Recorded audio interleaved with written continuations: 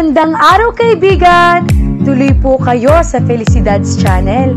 Sa mga kwento ng buhay at pag-ibig na hinalukay sa natatagong baul ni Felicidad.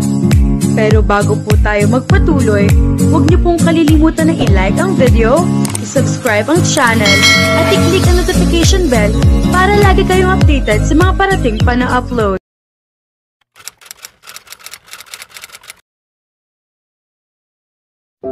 Gulat si Shania nang pumasok ang sasakyan ni Rare sa condominium kung saan siya nito dinala kanina bago sila tumuloy sa restaurant. Wala itong imik sa halos 15 minutos na biyahe kaya hinayaan naman niya na manahimik kahit na siya ay hindi matahimik ang kalooban sa pagwawala sa kinauupuan niya. Pilit niyang iniisip ang sinabi nito o kung sinabi man nga ba na magbabayad kahit na milyon basta nariyan lang siya. Ibig sabihin ay mahalaga siya dito at gusto siyang hayaan sa tabi nito hindi lang dahil sa dala niya ang isang Villa del Rey o dahil isa pa rin dakilang parausan ang tingin nito sa kanya. She felt very needed and felt her worth as a woman. Yumuko siya na makaramdam na parang naiiyak siya na nangingiti. Sa mundo niya na puro ng hirap ay wala man lang ni isa pumansin sa kanya at nangailangan. Hindi niya akalain na sa mundo ng isang tulad ni Rare ay magkakaroon ng silbi ang katulad niyang babae na pakiramdam niya ay hindi naman siya nag-e-exist noon. Don't tell me, hihirit ka na naman ng isang round dito sa VIP parking space mo. Basag na ni Shania sa katahimikan at ngiti na ang isinagot ni Rare. Kung pwede lang, kaya lang, kawawa naman si baby. Baka maalog na sobra, hop out now, ani Rare. At nauna na itong bumaba at katulad ng madalas sa ginagawa ay pinagbubukas pa siya ng pinto. Napahawak siya sa braso nito habang papunta sila sa isang elevator. Sa pagbukas niyon ay nasa isang malawak na floor na sila na may isang pasilyo sa dulo at may pintuan. Sinalubong sila ng isa sa mga tauhan nito na si Ompong at ang tatlo pa ay nakatayo sa bawat sulok. Did they already have their rests? Tanong ni Rare kay Ompong na tumango naman. Parang bumalik na ang angas ng binata na kanina lang ay parang walang kasing lungkot at galit ang muka. Nandito si nanay, excited at tanong niya at sinilip ulit ang mukha nito. Room 309, papasok ako after 5 minutes. Magkamustahan muna kayo at sabihin mo ang totoo. Anito sa kanya, tumango naman siya.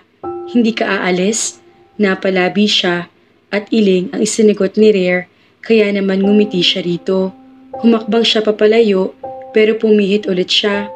Yung sabi mo kanina sa kotse, totoo bang narinig ko o naghahalusinate ako? Marahan na tanong niya.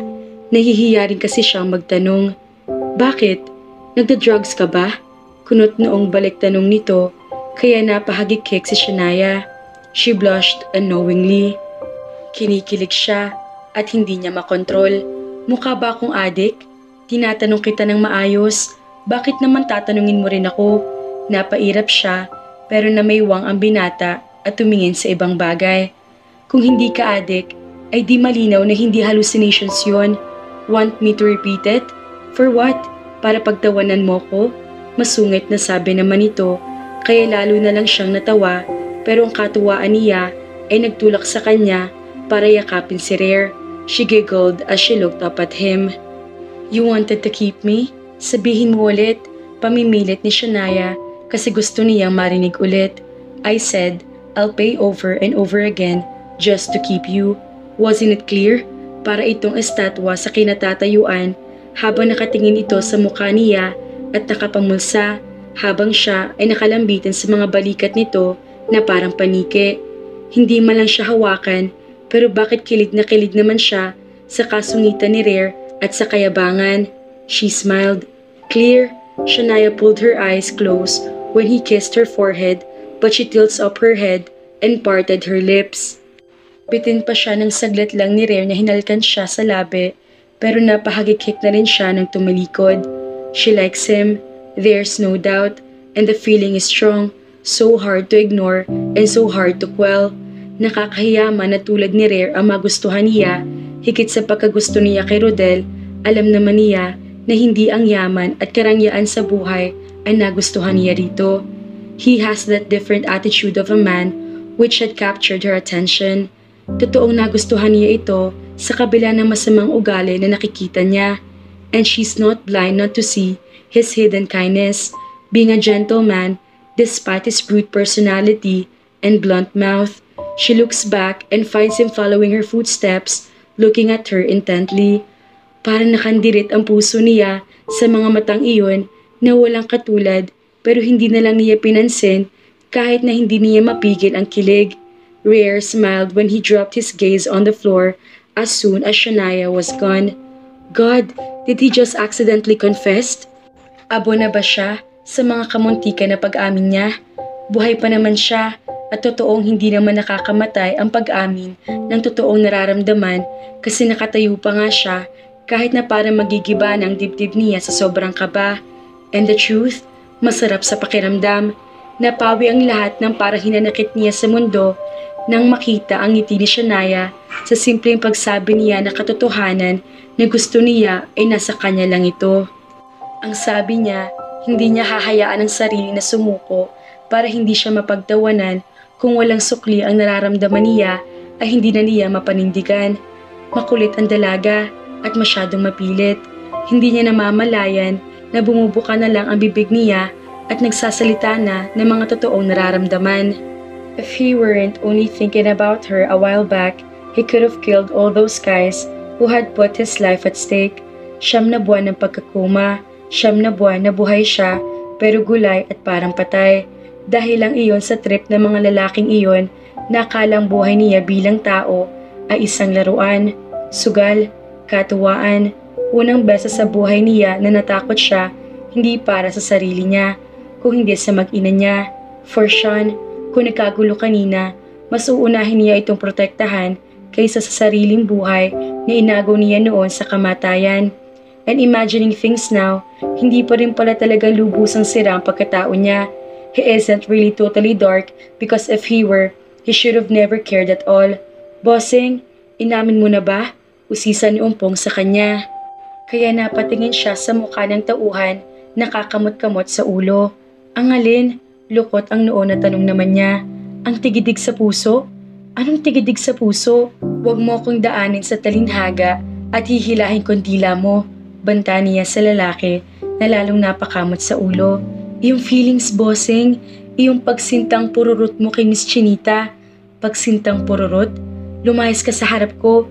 Kung ayaw mong paglamayan ka mamayang gabi. Mabilis iyong tumakbo papaalis, kaya naiwan siya mag-isa. Rare glanced at his wristwatch. He's giving Shania enough time with her mother, but when a thought came up inside his mind, he instantly grimaced. Nakalimutan niyang ibilin sa tauhan niya na sabihin ng ina ni Shania na huwag sasabihin na sa kanyang unit. Holy Christ! Baka lumabas ng totoo na matagal nang wala sa tabi ng tulay at tabi ng riles ang pamilya nito at mabaon na sa utang na loob sa kanya. He won't love that idea. He has to find a way. Tahimik na nakaupo si Shania habang kalong ang kapatid at ang nanay niya ay umiiyak na nakatalikod habang ang dalawa niyang tiyahin ay para mga biyar na santo rin ang mukha. Nanay, sorry na. Ulit niya sa ina na hindi na siya hinarap simula na sabihin niya na ibinenta niya ang sarili para sa pangangailangan nila. Lalong lumakas ang hikbi ng kanyang ina. Sinabi ko na sa iyo na wag. Paano ka makakakuha ng paggalang kung mismong sarili mo hindi mo'y ginagalang? Yumuko siya. Hindi mababang tingin ko sa mga katulad mo o katulad ng mga tiyang mo. Kaya lang, salaminin mo. Paano ka igagalang na magiging asawa mo kapag nalaman yan? Noon na ito humarap at pinakamasdan siya. Natilihan sila na bumukas ang pintuan at pumasok si Rare sa walang kasing tatag na aura. Still not done yet? Lalabas ulit ako. Anito, pero napatitig sa mukha niyang luhaan tapos ay tumingin sa ina niya. What is he? Isang lalaki nagpapakita ng kasamaan pero gumagawa ng kabutihan? Alam na niya ang totoo na matagal na pala nitong inilikas ang mga magulang niya sa tabi ng tulay at sa tabi ng riles. Wala siyang alam at wala rin itong sinabi na nasa Tagaytay pala ang pamilya niya sa loob ng 1 buwan mahigit at kanina lang pinalipat sa isang magarang kondominium na hindi naman nga yata bagay na tirhan ng pamilya niya. Ang mga tiyahin niya Nasa recording company na pala nito nagtatrabaho at hindi na nag-hostess. Sinagot na pala lahat ng gastos sa ospital at pati pagpapagamot at gamot kaya ang binigay niyang pera ay hindi na rin nagalaw. Paano siya magpapasalamat? Bakit ka umiiyak? Parang galit na tanong ni Rare at parang napaiyak siya lalo sa pag-aalala nito sa kanya. He's so arrogant even when showing his concern, but every time he does a different way of showing gentleness, she melts in an instant. Umupo ka Mr. Villa del Rey, anang nanay niya. Villa del Rey, Nay, pagtatama niya sa ina. Oo, mali ako, sagot naman noon, kaya natawa na rin siya kahit umiiyak. Rare shut the door and sat beside her, sitting like a king. Nagkatinginan ang dalawang tiyahin niya at para mga kinilig na matrona habang ang nanay niya ipinagmamasdan silang dalawa ng binata. Sagutin mo ng tanong ko, Shania, parang galit pa rin na sabi ng nanay niya. Di ba nanay kapag nagmamahal naman, hindi nakikitang kapangitan? Di ba tinutulungan na ituwid naman? Rason niya sa mababang boses. Ituwid? Paano mo itutuwid anak? Naibenta mo na. Paano ko isumbat sa iyo? Paano pa? Umiling siya. Kaya naman nanay ituwid, basta maging matapat na asawa. Hindi naman komo at ibenta kong sarili ko ay masama na akong babae. Kahit na paulit-ulit niyo akong pagalitan, uulit-ulitin ko rin yun na gawin kasi kayo importante sa akin ni baby. Mas mahal ko kayo sa dignidad ko bilang babae. May dignidad nga ako. Wala naman akong nanay at kapatid. Ano pang silbi ko? Kung may magagawa naman ako, pero mas pinili ko kayong mawala sa akin. Humikbi siya. Alam kong mahirap intindihin nanay, lalo at wala kayo sa sitwasyon ko. Pero nasisiguro ko na kung ako man ang nasa bingit ng kapahamakan, alam ko na gagawin niyo rin lahat para sa akin. Lumuha ang nanay niya at pinakamasdan siya. Maya-maya ay pinaypay siya nito kaya mabilis siyang tumayo at lalong umiyak nang yakapin siya ng ina. Sorry na nanay, mahal kasi kita at mahal ko si baby bunso ko. Kung nawala kayo, wala na rin akong silbi sa mundo. Ayoko mag-isa dahil mas mahirap ang buhay na wala ka. Kahit araw-araw na magdildil ng asin, basta may nanay ako. Ikaw na lang ang meron ako. Kaya pinili ko na yun na gawin. She cried. Tahan na, ano bang sasabihin ko sa'yo? Nagagalit ako sa sarili ko kasi dahil sa akin, nawala ang kaisa-isang kayamanan mo. Pinahid nito ang mukha niya. Ikaw ang kayamanan ko, Nay, at hindi ang puri ko. Ang ano ko, sobrang bait. Niyakap siya nito ng mahigpit. Oh, ang drama-rama sa hapon. Sigaw ng tiyang luming niya, kaya nakita ni Shania na parang nagulat si Rare. Tumayo ang babae at saka naglakad papunta sa kusina. Tumama na nga kayo mag-ina. Sayang kayo sa uhog ko. Saka mahiya kayo kay Mr. Pogi. Dinaig niyo pa mga artista niya sa TV station. Para kayong mula sa puso. Ikaw si Claudine at ikaw naman si Magda. Turo niyon sa ina niya. Kulang ka na lang ng kulubot sa mukha, Sonia. Artistang-artista ka na. Dapat sa iyo, banian ng tubig. Para magbukang Magda. Nagagalit ka pa sa anak natin, ay sisisihin mong sarili mo sa pagpapalaki mo sa kanya na mapagmahal sa iyo at bukang bibig ay nanay. Kumuha iyo ng beer sa ref. Ang sisihin mo ay yung bumunti sa iyo at iniwan ka na katihayan na walang panty. Tinungga niyo ng alak, tapos ay nagdala ng 2 pang bote sa sala at inabutan si Rare. Tumango naman ang binata. Nagagalit nga ako sa sarili ko kasi dahil sa akin at yumuko ang nanay niya. Kaya sinalo ka agad ni Shania ang salita. Hindi nanay, huwag kang magalit sa sarili mo. Ayoko na ganyan. Tanggapin mo na yun. Tanggapin mo na mahal kita, kaya ako yun nagawa. Huwag nang paulit-ulit. May baby siopaw naman tayo. Napalabi siya at pinupog ng halik ang kapatid na cute na cute. Nagpahid si Sonia ng luha at saka huminga bago tumingin kay Rare. Salamat nga pala, bossing. Masama man ang loob ko. Hindi naman kita masisisi. Pasalamat na rin siguro ako na ikaw ang nakabili sa anak ko at hanggang ngayon ay nakikita ko pa rin na siyang umingiti at walang galos. Kung iba malamang baka wala ng baby kong panganay. Naluluhan na naman na sabi nito kay Rare. Tumangulang naman ang isa tapos ay tumingin sa kanya. Kung maari sana ay mapagbigyan mo ako sa hiling ko. Miss na miss ko na kasi ang anak ko at hindi ko alam kung paano kontrata niyong dalawa. Kung bayad na siya, maari bang dito na siya sa akin ulit? Parang huminto ang oras sa paligid ni Shania at agad na tumingin siya kay Rare na nawala ng pagka-relax ang aura ng mukha.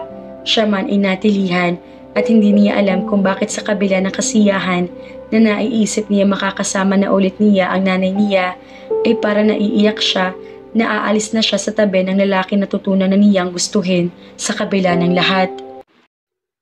Mabuti naman mga kafelisidad at natanggap ng nanay ni Shania ang nangyari sa dalaga. Ngayon ay panatag na si Shania nang walang inililihim sa kanyang pamilya. Pero ano kaya magiging kagustuhan ni Rare sa nais ni Sonia na kuhanin na sa kanyang poder si Shania? Pumayag kaya ang binata? Si Shania maging pabor kaya sa kagustuhan ng ina? Kaya naman, abangan!